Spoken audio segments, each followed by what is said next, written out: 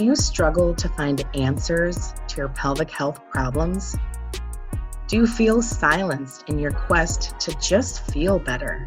Women, girls, sisters, if you have experienced infertility, PCOS, incontinence, painful periods, sexual trauma, and so much more associated with the pelvis, then Women's Pelvis Wellness is a place for you.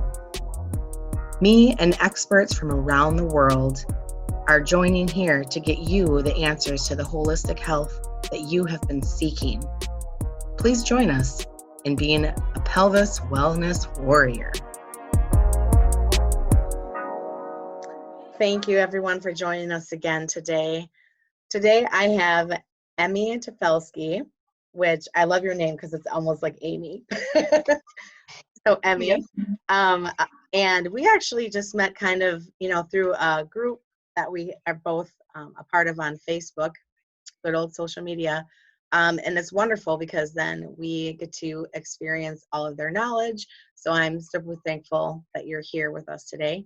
And I'm just going to let you take it away. She is a licensed family and marriage counselor, therapist, and sex therapist. So we are going to talk all about what, her experience and how you help people. Great. Thanks so much, Amy. It's really a pleasure to be here. And it's such a great thing to connect with like-minded people on Facebook who are doing good work in the world. And so we can spread the message of authenticity and wholeness to more people, and that's my joy. So thank you. Yeah. And as Amy said, I'm Emy Tafelski, and I am a licensed marriage and family therapist and a sex therapist in the state of Florida. And I am the founder and CEO of Me Therapy, which is a therapy practice dedicated to helping you rediscover all of who you are meant to be after the world knocks you down. We are built on the pillars of authenticity, acceptance, wholeness, and love. And so we really work to help people uncover their brilliance, which I think, whether we're talking about trauma or messages that you received as a child, there are various ways that our true being gets covered over, tarnished, cut off, set aside, ways that we're not accepted, that we put in a box because it's not societally accepted. And we help people, our practice helps people recover all of those amazing parts and go through life more whole and be in relationship from a more whole, soulful perspective. A lot of the work we do has to do with sexual trauma and crappy sexual messages that people got as children. And I think sexuality, who you are sexually, is a giant part of authenticity. And so we, again, help people recover those parts and live more whole. Yeah, that's amazing. And again, it's just not something that we talk about very much, or we talk about it in very closed circles. So, these are the types of topics that I would like to see, be talked about mainstream. Let's talk about that just as much as we're talking about, the latest craze, the latest fad. Let's talk about something that's actually going to help someone heal. Yeah, I 100% agree. I often the first thing people say to me is that they have trouble talking about sex, even with their partners. That while we see half-naked people on posters and we see sex portrayed kind of all around us, it's still somehow a taboo topic and feels really uncomfortable and shameful to talk about. Yeah. And even with the people who are the most important to us and the closest people in our lives, our relationship partners, people have a lot of struggle with that. Yeah. I say all the time that I find it so ironic that we can do all these acts, these physical acts with our partner, but we can't talk about doing those same physical acts. Yeah. And it's just so interesting to me. And I think that um I mean, certainly messages, that I got, and how that's shifting now as I'm 40, and I'm seeking something much more deeper and much more connected, and everything else is just like rush rush rush rush rush to get to the end, to get to like you finish, and then and I'm like, but I want like all of that other before stuff. I want that deep connection, like it's so much more about the journey, and you don't get that. You certainly don't get that message at 20 and 30. You kind of have to figure it out on your own. Yeah, that's so true. We often, excuse me, particularly women get the message that, well, I think everyone gets the message that it's about the end game. It's about the orgasm, and Sure. then that's the end. But um, we are more about talking about sexuality from a pleasure perspective, and I think Sure. just as a culture we don't get that message, that this is about the whole journey of what brings you pleasure, what feels good, not hey, what can we do to get to orgasm, because those are not necessarily the same thing.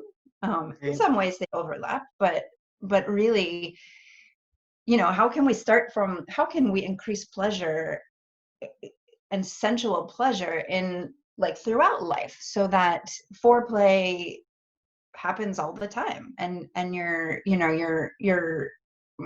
it's not about, oh, I have 15 minutes today, let's go do the sex and have the orgasm and move on, which perpetuates sort of this idea that everyone's supposed to have an orgasm, and if you're not having an orgasm, there's something wrong with you, or you're doing it wrong, or whatever. We can broaden things significantly to allow ourselves pleasure. Like, Right. it's kind of simple and complicated at the same time. Right. Well, and I always share this story that I had an interesting conversation with a guy friend of mine, and we were talking about like different fantasies and if they'd been fulfilled, if we really actually want them to be fulfilled, blah, blah, blah. And the differences in how we described our fantasies is like theirs is, I mean, his was like this intense, like total, porn stuff, just like, well, and I'm like, well, that's exciting and that's fine if that's what you and your partner want to do. But like all of my stuff included time. And he said, what do you mean time? And I said, I don't think of like doing all these crazy, insane things. I think of sharing a day with my partner and having, like foreplay all day, like grabbing a butt here and there, or kissing, kissing in Yeah. the car, or just like being playful and close and intimate while you're doing your errands. And then like, come home for lunch or come home for dinner, and like the explosion happens. But Yeah. all of my fantasies include time. Yeah. Yeah, I think that's a big commodity that we don't have, or we don't. If we think of sex as a chore, we don't give it that time that would be super helpful. We we think of it as a thing that, oh, I can squeeze in 15 minutes, versus what you're talking about is like such expansion and love and intimacy, right? There's more intimacy than um, intercourse, right? Like that Right. maybe 5 minutes or 6 minutes or 20 minutes of your time that you're talking about. And I so Right. love that you included playfulness, because I think that's Mhm. another, again, if we're thinking of sex as a chore or a thing on the to-do list that's going to get the orgasm, and oh, I just need to check off the box, we're Right. not being playful. We're not exploring and being curious. And I mean, playfulness is a huge part of sexuality and can open so much. Right. Yeah. Which is definitely, because I have my kids are 10, 13, and 14. And it's so interesting because as I'm talking to them about puberty, then I realize, oh crap, now I have to actually talk to them about relationships and Mm-hmm. sex and how sex actually works, because I was never told how it actually worked. I didn't know how it physically worked. And I mean, I was literally very, very sheltered, and no one really told me a lot. Yeah. And all my friends were pretty much growing up the same way. So Yeah. it's not like we talked about it amongst ourselves too much either. So yeah, those are really difficult conversations to have.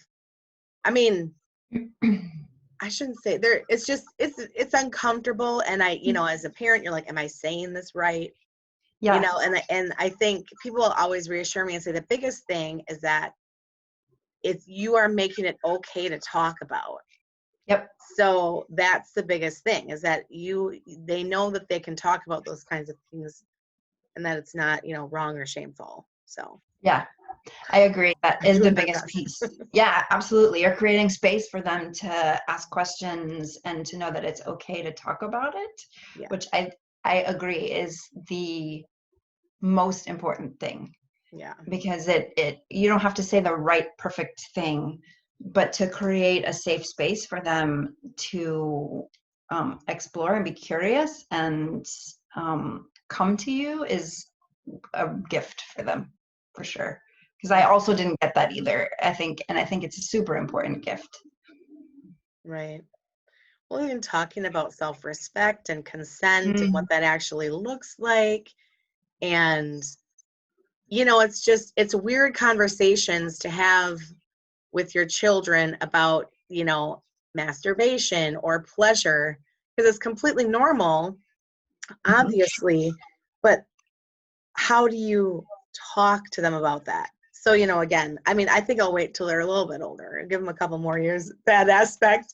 But I mean, we definitely are very open about periods and, morning wood. And I mean, we talk about all those types of things because I don't ever want them to feel weird about themselves.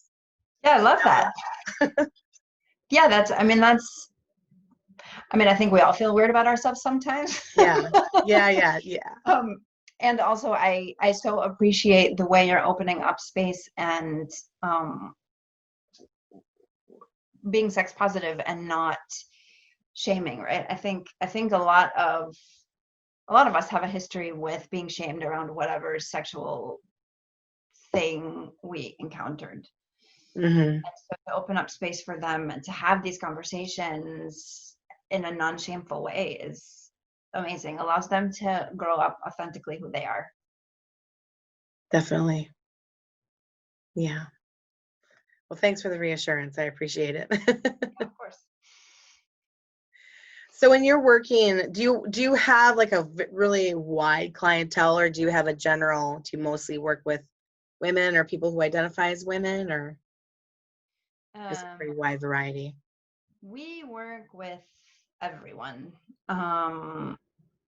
Women are more likely to seek therapy services. Sure. There's more of a stigma around men Definitely.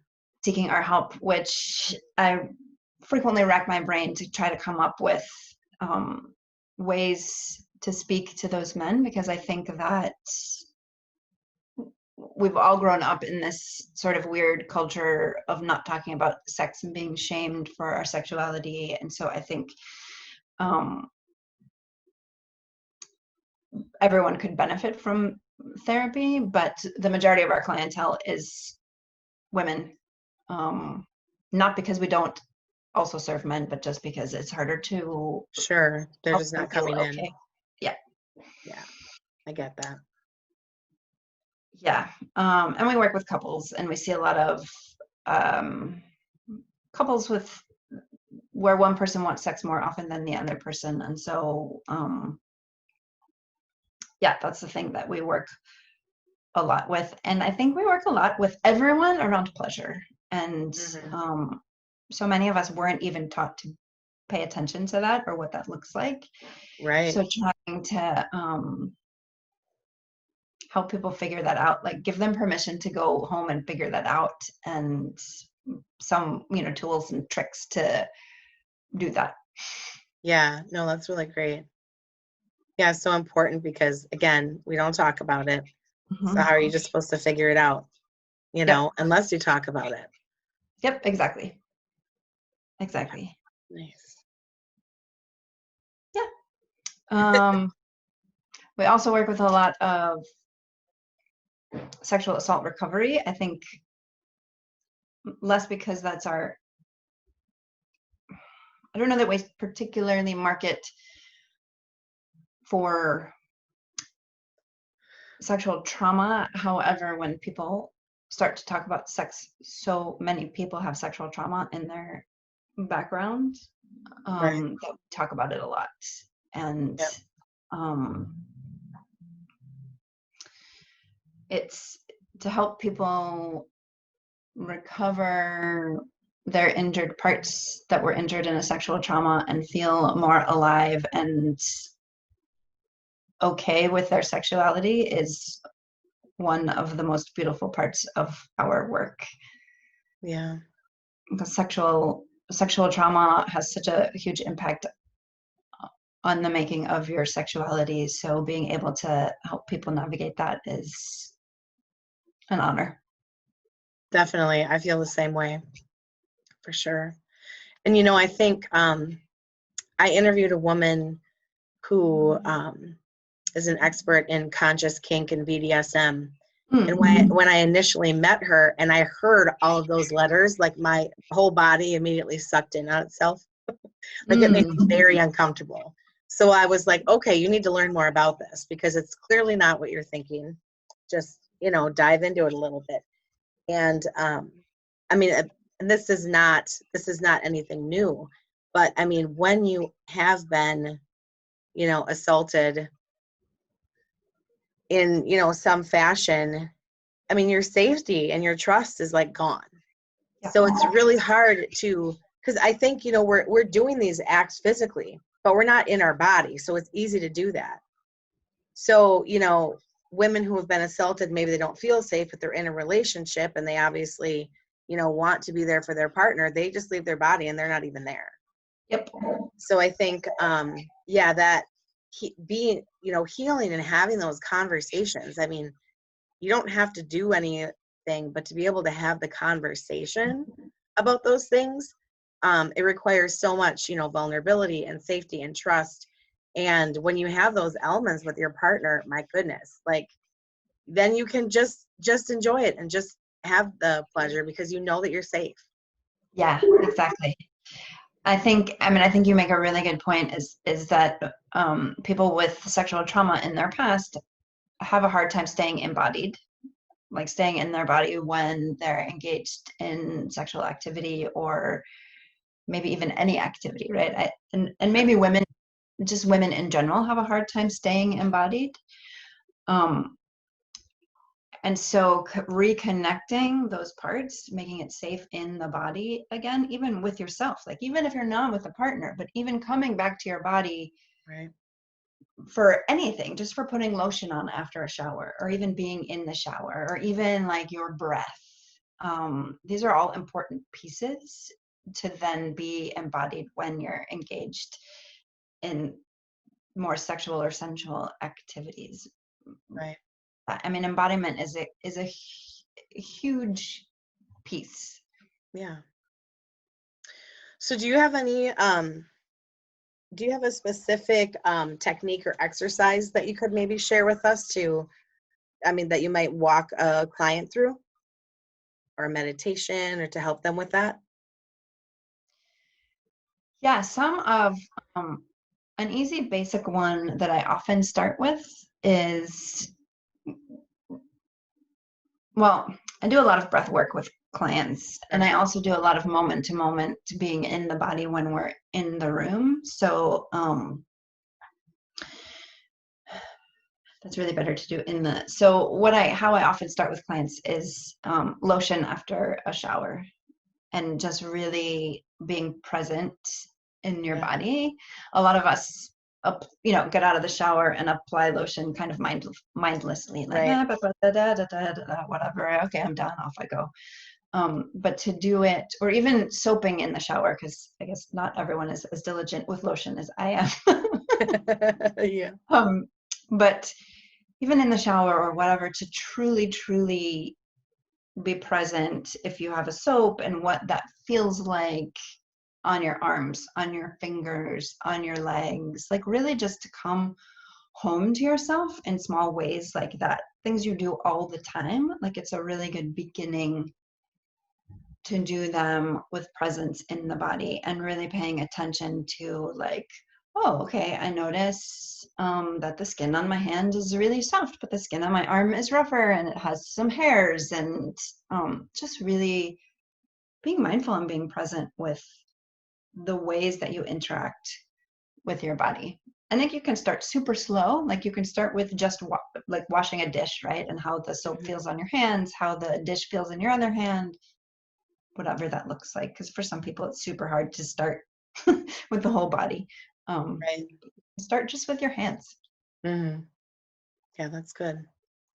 The other thing too, I always remind people of is that when you are embodied, when you are aware of your body, then you know your body's norms. You know, if you're looking, if you're feeling, you know, that's why we do self-breast exams. That's why, ladies, you know, and gentlemen, we should be looking, you know, we should be looking at, you know, all of our parts in the mirror and stuff, because we have to know what our norm is, because then we'll know if something is abnormal. And it's really beautiful. I think that when we do those things, then we really gain a healthy respect for our bodies, because I mean, there are some people who just, it's just amazing to me how our bodies just keep us alive and keep us going. And some of us can abuse drugs and alcohol for decades. Yeah. And, you know, somehow they're still alive. So we really, you know, whatever shape, you know, it is, we should really love it and have a healthy respect that it's helped us get this far. Yeah, I agree. I absolutely agree. As someone with a long history of not being so kind to my body that I've worked to heal over the last few years, I think it is when we can truly love all of our parts exactly as they are, it's kind of a remarkable, amazing thing. Yeah. Yeah. So what would you say, like, as far as working with people who've had sexual trauma? I mean, obviously, I know that, you know, it's very individualized and some people, you know, take longer than others. Is there one thing that's like a bigger struggle than something else through the process? I would say safety and trust is the biggest piece. I don't want to say a hurdle, but Right. feeling like you can trust yourself, Right. feeling like you can trust your partner, Mm-hmm. feeling that you're in a safe place, that you can show up exactly as you are, that you can say no if you need to say no. This isn't the right time. Being able to say no allows you to be able to say yes more easily. Right. Um, I would say that those are the two biggest. I think from my own perspective, I think I look at trauma as a lot from sort of a shamanic worldview kind of thing, and a spiritual worldview, in that trauma kind of cuts off parts of the soul. And so to be able to, another big piece of working with trauma is to be able to go back and kind of collect those cut off parts that have been injured and heal them. And that's like the second biggest piece of doing Yeah. trauma. And how do you do that? Because I've done soul retrieval through Reiki. Do you use that, or do you use a different technique, or is it just kind of intended through meditation and the course? I do my own version of soul retrieval um, in session, and it's really through imagery and visualization. We kind of go back to where the stuck part is, Yep. and soothe it and bring it forward into the present. Okay. I haven't been formally trained in shamanic soul retrieval, Sure. but have done a lot of this work personally and a lot of trainings in similar ways, energy psychology, etc. And so I've kind of intuitively developed my own way of working with wholeness in the therapy room. Sure. Yeah. I think that we all do that. I think, you always just kind of take a technique or something that you've learned along the way and made it your own, whether you did the training or whether you went through it yourself. Yep. And really going through it yourself and experiencing it is, the best teacher. Yeah, I would agree with that for sure. Yeah. Which is part of why for our therapy practice, I think it's vitally important that every therapist in our practice is engaged in their own healing work, because that's part of what we bring to clients. Right. Definitely. So do you work together with other types of practitioners? Sure. Well, currently we have relationships with pelvic floor physical therapists, because there are sometimes things that need the physical healing in conjunction with the work that we do. I am always open to working with other practitioners and having collaboration. And my goal is to promote authenticity and wholeness in the world. And so collaborating with other people to do that is a win-win. Right. No, I agree 100%. I tell people all the time, I said, when if you have a car and you don't go to the same place that you get your oil changed if you need your car painted. Right. Or you're not going to go get your windshield fixed at whatever. I mean, at the tire place, so you need to go to several different practitioners, because then you're going to get a more well-rounded healing. Yep. I know in my own healing journey, I see multiple practitioners at the same time. Body, energy, spiritual, because you need all the folks, all the support team. Right. That's exactly what it is. It takes a village, people, not just for kids. Yep, It takes a village all your whole life. 100%. It always takes a village. We deserve that support, all of us. Right. Right. Well, I mean, kind of living in the tribal situation, that's how it is. Yeah. Yeah. So, I mean, we, a lot of, well, that's a different conversation. I was going to say, we're not really living correctly. I mean, we're not meant to be living in, high rises and on top of each other and like ants and all that stuff, but that's another topic. Yes, I agree on both counts. Yeah. So where exactly in Florida are you located? We are in St. Petersburg. Okay. It's like the central west coast. Yeah. And although we can therapize people all over the state of Florida virtually. Right. So can you only work with people from Florida? We can only do therapy with people from Florida. Because that's where you're licensed? Yeah. Okay, gotcha. Yeah. Well, and do you, are you a Reiki practitioner? I forget if we had talked about that before. I am not. I've trained in energy psychology, but not Reiki. So, could you just explain a little bit about energy psychology? Because I don't think that that's a term many people have heard. Maybe. So it works with the, so I think possibly people have heard more about tapping, like where you kind of the stuff, and that's a branch of energy psychology. And it is, though that's kind of what I've been trained in, that's not really what I do, because I don't, that doesn't really even just fit into who I am as a practitioner. Sure. So, but it's working with the energy body, with the chakras, with energy balance, and sometimes uses tapping, sometimes uses muscle testing, which you may or may not be familiar with. I know what that is, yeah, but I mean, I don't know how many people in the audience know what that is? Oh, so that would be asking the body certain questions and the body having a different reaction to yeses versus nos.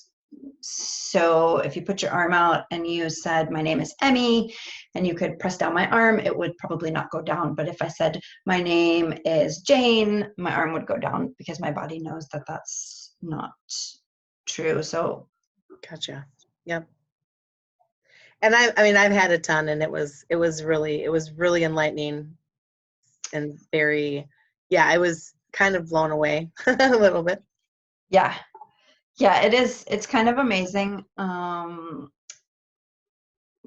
So energy psychology works with implicit messages that are implicit in the body that we don't even know we believe. And so it helps to kind of root them out and move them along. Yeah. Yeah, that's kind of my synopsis. That's why this is important. That's why it's important to pay attention to your body, because your body literally will tell you what you need. Yep. You know, I mean, if you've ever have a craving and you're not thinking, because you're thinking about all the other stuff that you're doing, that you have to do, and you just grab some chips and you're like, oh, that didn't do it. I want something sweet. So you grab some cookies and you're like, oh, that didn't do it. And pretty soon you've eaten 4 or 5 different things and you're not satisfied, but you've overeaten because you're not paying attention. If you just stop, take a breath, and just say, what does my body want? It will literally tell you. Mm-hmm. You know, and if you want something sweet, then perhaps you can choose something like fruit instead of a cookie. Yes. That's what I'm trying to tell myself right now. Sometimes you just need a cookie. Sometimes you just need a cookie. Yeah. Balance, right? It's all about balance. For sure. So with a counselor in the past, I have done EMDR. Mm-hmm. Is that a form of energy psychology or no? Because I know it has to do with eye movement, but I don't think it's considered a form of energy psychology. Emotional freedom techniques which is the tapping thing. Right. And then there are, different types of soul retrieval or working with frequencies or vibration. Like energy psychology is kind of a big umbrella for working with energy in the therapy room. I do it intuitively, and I pay a lot of attention to how I feel in the room, how the energy feels in the room. Like I work really hard to stay in tune with my client, and reading them and reading the energy is a lot of what helps us to move forward. Because I'm not just listening to their words, right? I'm listening and paying attention to everything that's going on. Sure. Yeah. I just found a DVD that I have of tapping that I forgot that I had, so I think I'm going to pop that in after this interview and just watch it again. Awesome. But yeah, it's really interesting, and that's what's so great. There's so many different things out there that you can really tap into to figure out what works best for you. Yeah. You know. And definitely a well-rounded approach is always the best. So yep. You got a few different people. Yep, I agree. So have you experienced have you had any experience with your clients experiencing, like huge breakthroughs, like maybe something, like before your therapy, maybe they couldn't have children, after your therapy they could, or maybe there was like an incontinence issue that was resolved or a pain issue that was resolved kind of energetically or through the talk therapy that they didn't have before?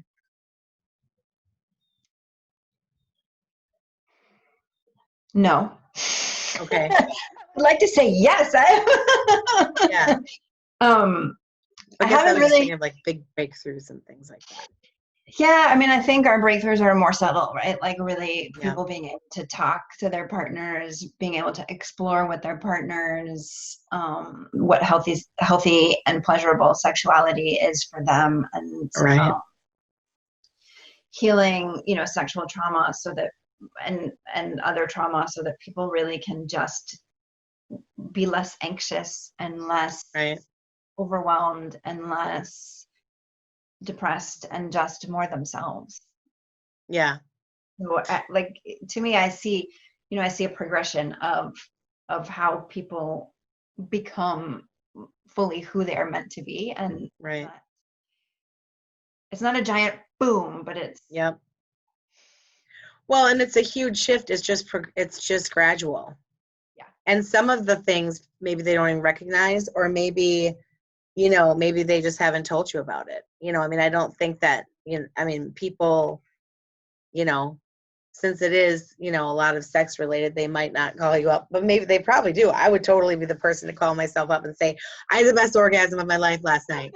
I don't know if many people would do that, but yeah, so maybe there are huge breakthroughs that you're just not hearing about. Yeah, no one has called me and said that, but that would be cool. Yeah, I would totally do that. I'll let you know your stuff's working, right? Yeah, I like to hear success stories. We don't get them very often. Yeah. Yeah. Well, that's great. I think it's such important work because I know like people in my mom's generation, she's in her mid 60s, and I've just seen so much, and I know it's older, two generations in my generation, whatever. It's just like that's my experience. That's where my experience is. Um there's just so much sadness around this because there was assaults that you just could never talk about, or really crappy relationships that you could just, I mean, you said the vows you had to say, kind of things. And yeah, I see a lot of pain and a lot of discomfort when it comes to talking really about anything sexual. Yeah. Yeah. I even had a conversation with my mom and I said, can we just have a real conversation about menopause? Because I said, I know it was hell for you. And I know that being 40, it's really will be here before I know it. So give me some tips. And I mean, it was not a good experience for her. So she didn't really have a lot of great tips, but I could tell she was uncomfortable just talking about that. Yeah. Yeah. Yeah. I think menopause in itself has been seen as a shame, as like the end of, it's like your end of life. Right. Where really it's like a coming into a different kind of power. And I think, if more of us can see it that way, and move with it rather than like thinking of it as such a horrible thing and creating a giant story about the awfulness and I don't want to get older. Like we have in our culture such a thing about aging and what it means. And I'm 45, so I'm like in the midst of perimenopause. Mm-hmm. And I'm thinking of it in terms of like, this is a new stage of the power of being a woman. Right. And it's not an ending. It's a different beginning or a different process or whatever. And oftentimes in a lot of indigenous cultures, because men only go through one change, but women go through two. Mm-hmm. And in several indigenous cultures, they're revered for that. And then they become the wise ones. They become the cronies, because they've, they've been through a lot. They can help you through a lot. And yeah, they're respected. And that just doesn't happen anymore. Yeah. Yeah. So we can work to bring it back. Oh, absolutely. We are. I mean, it's kind of, you can see both sides, you can kind of totally see it shifting. And then you can also see the discomfort of it shifting. So people are kind of clinging to the old at the same time. But it's definitely is shifting because that's the thing, like just enjoy your life. I mean, my goodness, if we're so consumed and worried about all like the shoulds of other people and they're not even living your life. They're not living in your body. My goodness, just worry about yourself. You know what I mean? Yeah. Yeah, for sure. I do a lot of work with people on not shitting on themselves. Right. Exactly. Yeah, that's a really good term. You shouldn't shit on yourself. Mm-hmm. Exactly. Which always gets a laugh. Yes, and it helps them remember. Right. Yep. Definitely. So, how many people are in your practice? We have 4 clinicians, including myself, and a wonderful client care coordinator who, when people call us up, directs you to the clinician who's the best fit. Awesome. That's great. That's Yeah. awesome. You guys can help so many people. And actually, it's probably kind of nice to be able to treat people online. You can treat people from further away, I would imagine. Yeah. Yeah. Yeah, we can treat people in all over the state of Florida now that we're currently virtual because of COVID. Sure. It opens us up to being able to help more people, which is not, telehealth was not the direction I was ever planning to go. So, we pivot. Exactly. Sometimes things just show up. They show up in a way we weren't expecting. So, Yeah, exactly. be open to all of it. Mm-hmm. Yeah, that's great. So how can people find you? Or, I mean, I know I actually have both friends and family in Florida, so I'm sure that even if you're not in Florida, maybe you know someone from there. How can they find you? Yeah, so our website is me-therapy.com. And we have a Facebook, which is Me Therapy St. Pete, and Instagram, which is also Me Therapy St. Pete. And you can reach us via email at hello@me-therapy.com. And I think all of this information is going to be in the show notes. Yep. So you can find us that way too. Yep. It always is, but I like to let people get the shout out too, because you know that there are going to be people who don't read the show notes. Yes. So I want them to get the information. Yes. So me-therapy.com. Come find us. Awesome. Is there anything else that you would like to share with the audience? I think basically the message that I get asked the most is, am I normal? And so I just want to tell the audience that wherever you find pleasure, as long as it's safe and consensual, you are all right. You are normal. You are welcome just how you are. It's okay to be you. Right. Thank you. So important. Yes. Well, thank you for being with us today and sharing all of your knowledge. I appreciate it. You are welcome. Thank you so much for having me. I very much appreciate it. And yeah, it's an honor to be here. Oh, thank you. Thank you for joining me today on Women's Pelvis Wellness, where you can be heard. Because remember, if you're not being heard, you're not being helped. Please join my Facebook group by the same name, Women's Pelvis Wellness, and join a community of women who are there for you to support you, guide you, and love you through your pelvic health struggles. Also, this is a great place to check out my new class schedule. Thank you for joining me and becoming a pelvis wellness warrior.